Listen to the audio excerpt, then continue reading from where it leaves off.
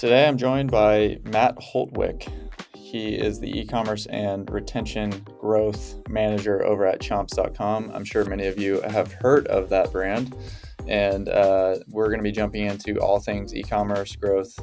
They're fully on retail, Amazon, pretty much every channel that a growing brand would be on, they are on. So it is a very fun episode. I hope you guys enjoy this one. For anybody CPG, food and bev, this is right in your wheelhouse, and let's jump in. All right, everybody, it's just me in the pilot seat this morning, and we're going to be talking with Matt Holtwick, Growth and Retention Manager over at Chomps. Matt, thanks for coming on the show. Yeah, absolutely. Thanks for having me. Well, I am very familiar with your brand. I just had a Chomps beef stick on the way over here, actually. Didn't even think about it that I was about to come over and interview you. So living and breathing, very familiar with the product, but why don't you give everybody else some context on what Chomps is if they haven't heard about it? Yeah. Chomps is a clean ingredient and real ingredient meat stick. Is a really good macro snack for a lot of our consumers. Grass-fed, grass-finished. Gotta love grass-fed that. and finished beef, antibiotic-free turkey. Yep. All the above. Cool. Well, I'm a health nerd, so I won't go down that that funnel. Yeah. So tell me, so you're over growth and retention. So are you sitting on the acquisition and retention side? Is that correct? Yeah, exactly. Yeah, on the team, on the e-commerce team, really anything chomps.com that comes in through our D2C website. So acquisition from a paid side, influencer, affiliate SEO, just any type of ways that people are coming to the brand on chomps.com.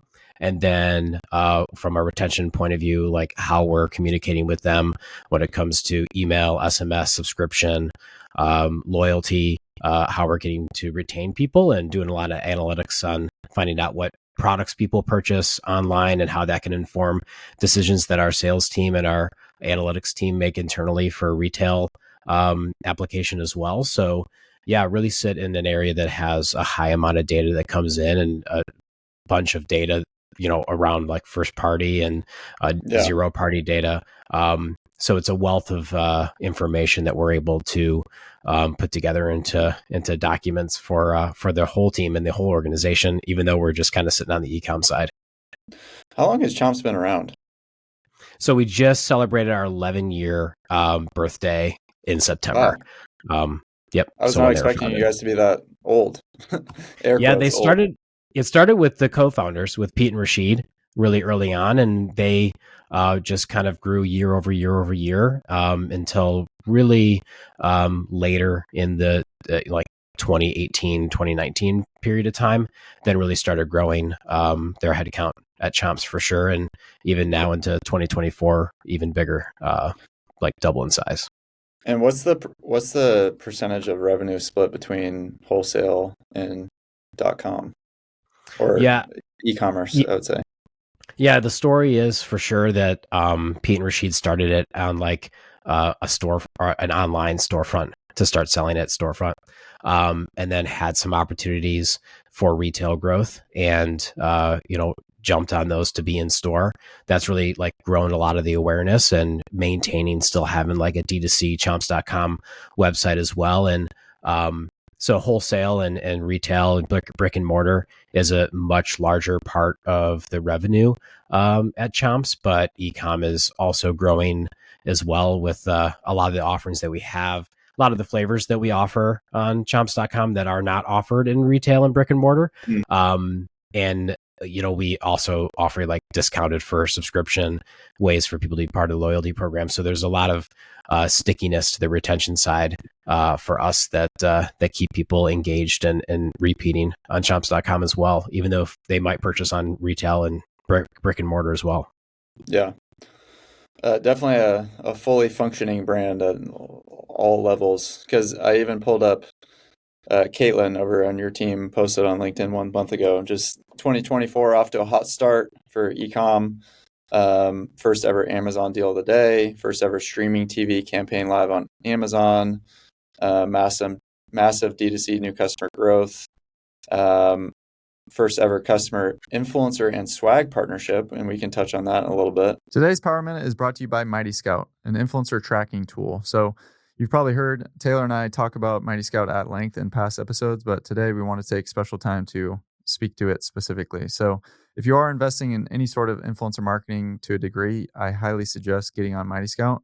First of all, it's going to track all of your organic posting that goes out. So if you're doing seeding, pay for posts, you can drop in all your influencers by campaign.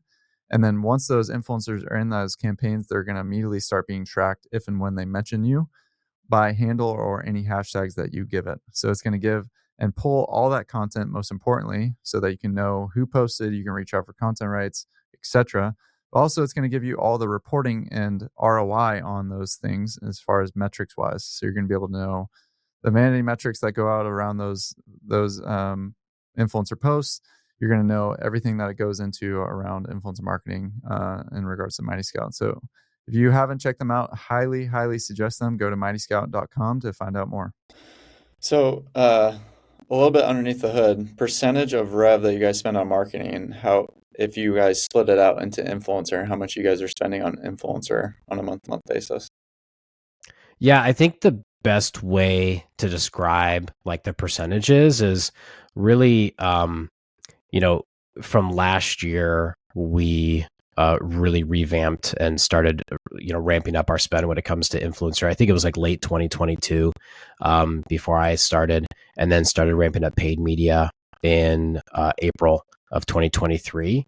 So it's probably, last year it wasn't as high of a percentage. We had such a high growth year, and then this year we're investing much more in those different channels.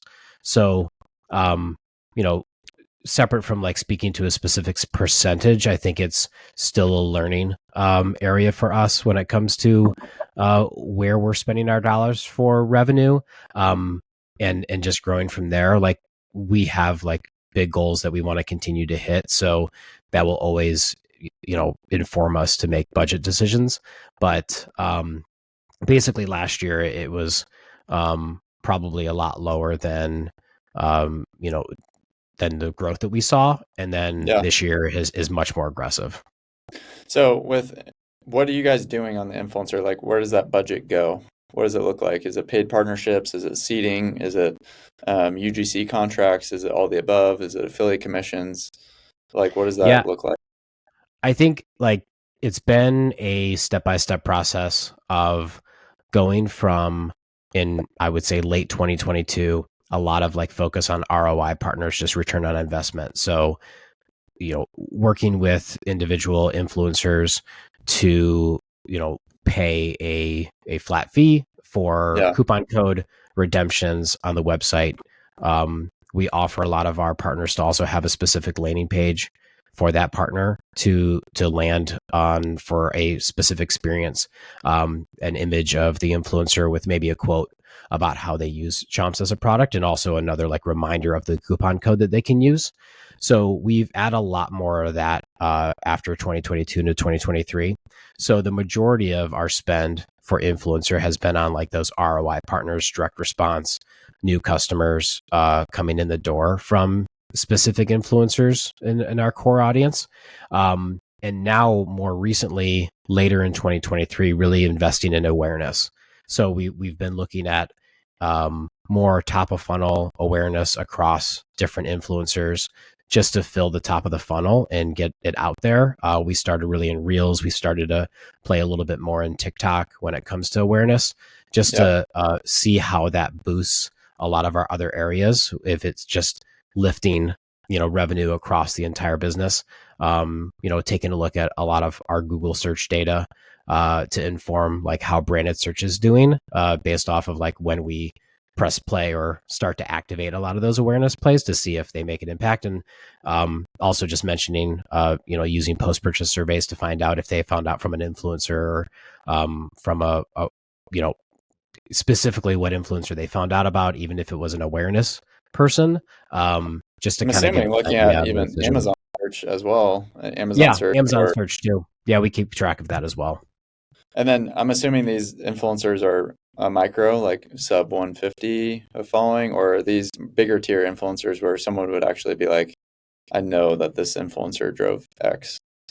We work with all of them. So we do, tier one influencers, Yeah, like the probably mid following, and then even the more niche influencers.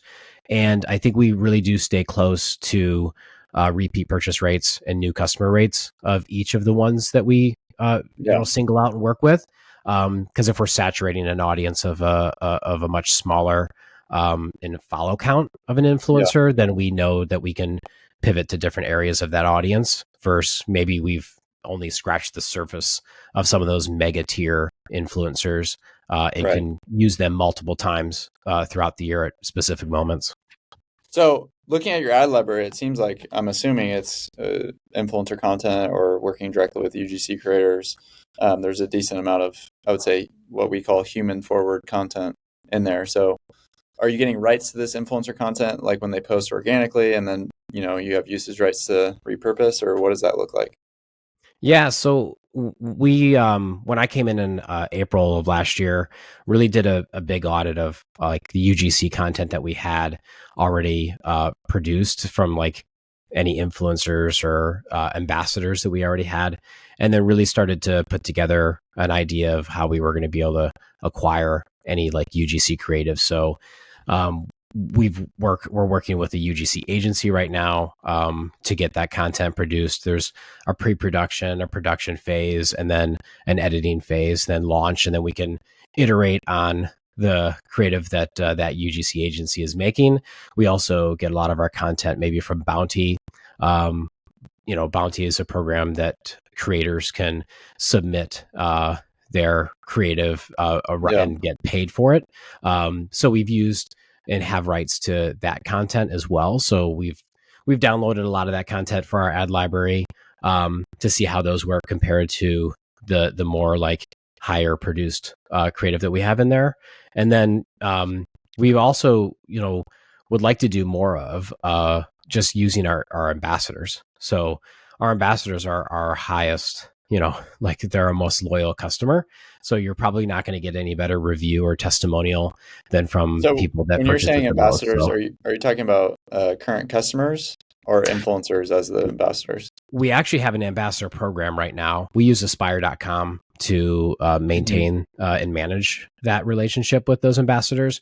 So we've reached out to a lot of people that post more often, or we really like their content. Send them some sample product and some free product, and have them give some testimonial, and just make it super authentic and natural in the way that they're giving a review and a taste test of the product. And we've been able to use a lot of that for our ad content as well. And then performance wise, how is that? I mean, I'm assuming since you're trying to go out and actively get more, I'm assuming the human forward UGC style content is actually performing well. Yeah, the UGC videos, we've found, and it's just like looking in the ad account, we get a lot of engagement on those. So, we're able to, um, you know, see that they're performing well from like that thumb stop rate, the hook rate, the click through rate. We see higher conversions when it comes to our static ads. Like our static ads really do like close the deal. So it's really clear that it's, retargeting from like looking at our frequency in the ads manager on Meta and seeing that, this is obviously still very new customer focused. It's not being repeated around. So we love that the UGC really does create like more of that top of funnel education. We have some more fun videos in there. So we have like street interviews or just Yeah. directly talking to a camera. So we try to keep a lot of creative diversity in the account when it comes to the UGC videos, so that it's hitting a lot of different areas. So yeah, I don't. We will always be looking for more UGC creative. So It's the just continue to toughest. push the envelope. It's the toughest one to scale, right? I mean, that's why a lot Yeah. of people come to us as an agency is, hey, do you guys do the static imagery? And we're like, no, because you currently usually are sitting on a bunch of that content, and it's the human stuff that's hard to scale. And through our influencer process or UGC or CGC, like any of those mechanisms, those are the systems that are really hard to put in place and take a lot of bandwidth and labor and scale. But you need creative diversity at the end of the day. Like when we audit ad accounts, we're looking at, trying to see as much diversity as possible with leaning more towards a little more video, but it's not like a 80-20, it's a 60-40. But we also want to see a pretty even split between static and video as well, and human and product forward. So I love that you reference the creative diversity within the ad account. And for static too, we could pivot super quick in static with this conversation with the internal creative director, and they can make a simple change to a headline or offer focused very quickly, and then we can run those like immediately within the day. Right, exactly right. Today's Power Minute is brought to you by Social Snowball, an affiliate platform for e-com that is focused on enabling affiliate partnerships for what I like to call the modern affiliate. So not the traditional affiliates, publishers, blogs, etc. This is the modern affiliates, such as creators, ambassadors, influencers, customers, etc. So there's many things I love about Social Snowball. One of the first things that comes to mind is they eliminate all code leaks. So if your codes that have gone out to influencers or affiliates have ended up on coupon sites, Social Snowball would eliminate this. Also, it's very important to have a tiered-based system to motivate your affiliates to continue to post and generate revenue for you. So they make that super seamless. Make it super easy on the affiliate to get paid out any which way that they like. So Venmo, PayPal, directly to their bank, on a Visa gift card, Amazon gift card, all that, etc. If you guys haven't checked them out, they're on the Shopify App Store. Go check them out today. You're missing out. They're clearly the best and our number one recommendation for affiliate marketing. So what do you attribute to the massive D2C new customer growth? Obviously, it was a New Year's sale. Is it primarily the offer? Was it the creative? What was going into that massive growth to start the year? Yeah, it's been really exciting. I think a lot of it has to do with just that, like a lot of the top of funnel awareness. I mean, the brand also product is very strong when it comes to people that are wanting to clean up the way that they snack. So if you're looking for something that tastes great and meets your macros and is a healthy snack that you want to replace for any like high sugar snack or something that's high in calories that you don't pretty much everything in the grocery store that sucks. Yeah. So if you want to go that direction, like that's we're a great solution for that. So I think that, along with running like the TV that you mentioned earlier, a lot of top of funnel. We've increased our ad spend as well in 2024. So I think just across the board, like January was a lot of activation. We were really like running on all cylinders when it comes to different like top of funnel, direct response with influencers, direct response with ads, just a lot of great activations that we all ran, and it's been going great. And even into February, we're still seeing a lot of great new customer growth to the brand. When you guys look at your whole e-commerce, Amazon.com, what is the one metric that you guys are held to or looking at? Is it like a first order contribution margin? Is it AMER? Is it a return on invested capital? Like, what are you guys looking at? Or at least maybe your boss is kind of just, it's the one metric she goes in the dashboard and looks at on a day-to-day basis. What is that for you guys? Yeah, for us, for me personally, when it comes to D2C, looking at our dashboards, every day I look at our MER and AMER. I look at our previous days CAC. I look at our total marketing spend, and then also look at our revenue, and I look at new versus returning as well. And then I look back a little bit deeper into what caused that to happen. So did we have a big influencer post the day before? Did we have a really good paid media day?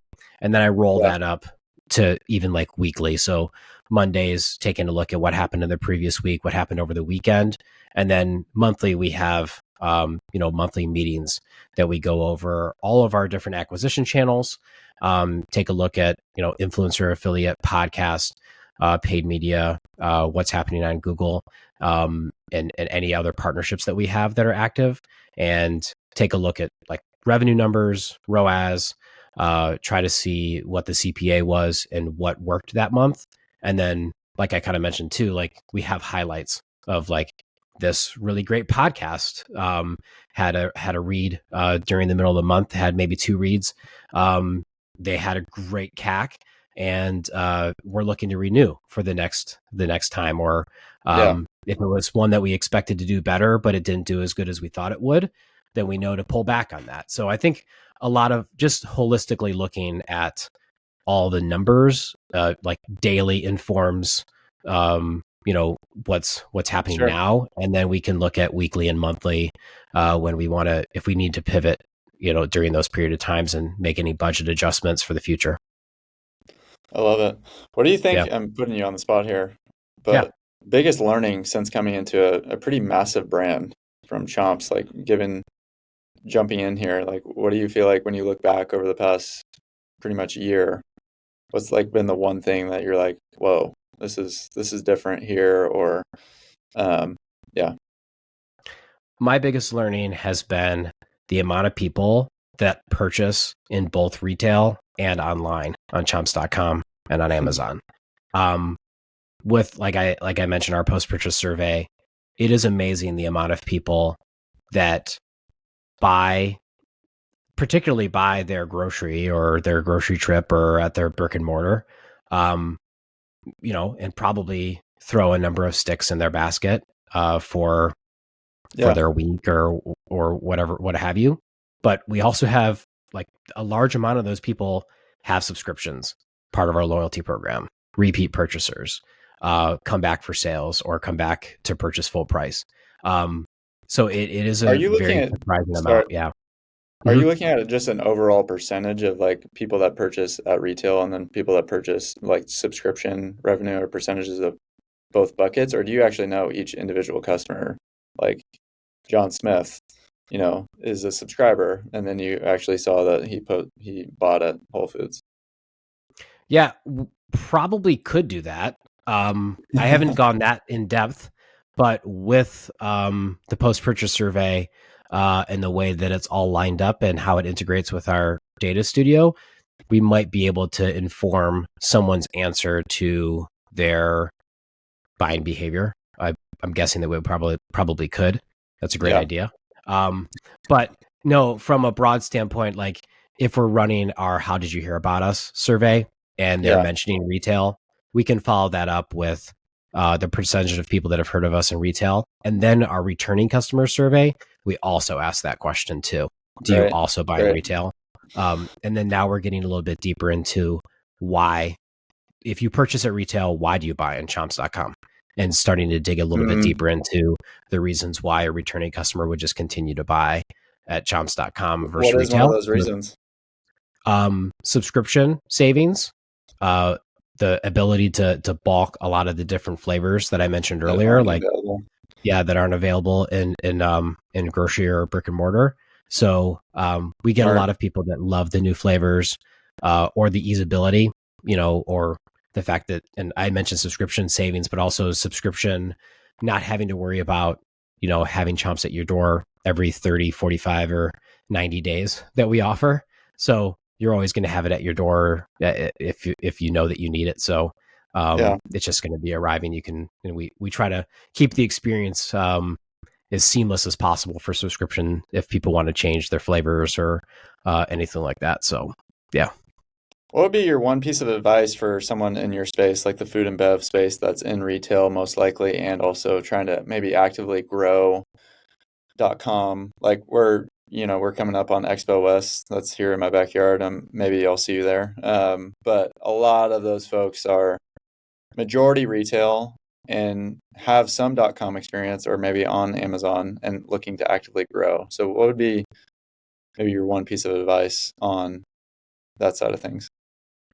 Yeah, I think like data is your friend. So I think a lot of like what I mentioned earlier when it comes to your post-purchase survey, if you want to find out more about your online customer, you can pretty much ask any question that you want to find out about and test there. So I think that can inform, like I had mentioned earlier about our retail coverage on our D2C shopper. I think that just informs a lot. I think there's other tactical ways of, like putting together the retail and D2C experience. I know there's like buy one, get one opportunities with like app platforms to be able to, take an image of your receipt and get a rebate back for a purchase. So I know that's a good way to drive a lot of traffic to retail. But yeah, I think a lot of it is like data is your friend. I think another thing for CPG that's been super interesting, and being that I have experience at a couple CPG brands now, is just making sure that the messaging that you use is really that solution for what the customer is looking for, and trying to convey that if it's a food and bev company, like convey the taste or convey the reasons why people love it, and really trying to like lean into having new customers, like net new customers, understand like the reason why, like because it tastes great, and like customer reviews or those video testimonials of people tasting the product and trying to convey like flavor and the way, the reason why someone would enjoy it. And I think that that would be a great way to go to, just in creative wise, always trying to keep track and making sure that you're always focusing on what the customer's looking for. Really good stuff, man. Where do people find you and want to connect, and maybe they're similar role at a similar company, not competing, of course. Where do people find you and want to reach out? Yeah, I'm on LinkedIn. So if you just search Matt Holtwick at Chomps, I'm on LinkedIn. Shoot me a DM or connect. Happy to chat. I'm not much of a X or Twitter user. I am M Holtwick, but I know like D2C Twitter is pretty popular. So I'm quite a screenshot thread person on Twitter when a lot of D2C people post. So or like a lot of the threads that are posted on D2C Twitter. But I'm also on Twitter, but mainly LinkedIn is where you can find me. Sounds good. Well, Matt, I appreciate you coming on the show. Cool. Thanks so much.